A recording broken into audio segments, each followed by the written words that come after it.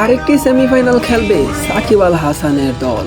বাঁচা মরার লড়াইয়ে সাকিব আল হাসান 10-10।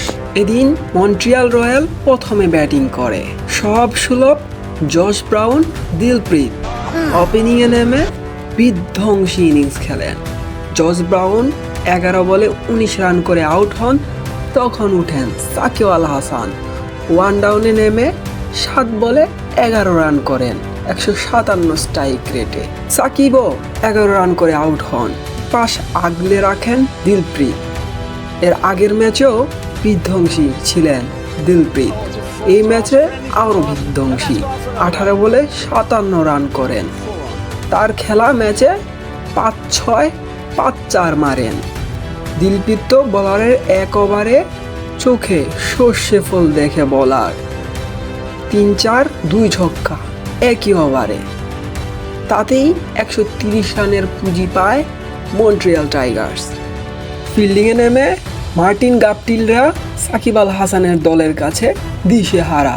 সাকিব নিজে বোলিং করেননি, কিন্তু তার বোলারদের উপর পূর্ণ আস্থা রেখেছেন।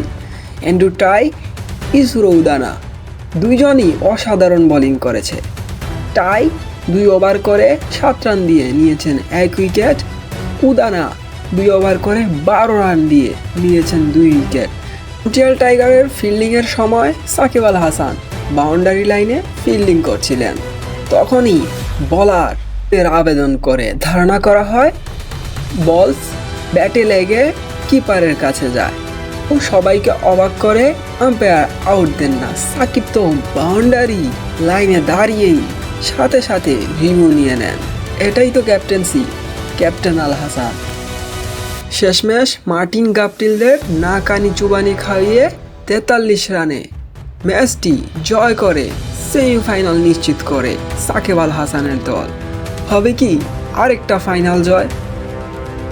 আগামীকালের ম্যাচে সাকিব কি সেমিফাইনালে জ্বলে উঠতে পারবেন? ক্যাপ্টেন্সি, বোলিংয়ে, ব্যাটিংয়ে সাকিব জ্বলে উঠলেই তো মন্ট্রিয়াল টাইগারের জয় আসবে ঝুলিতে।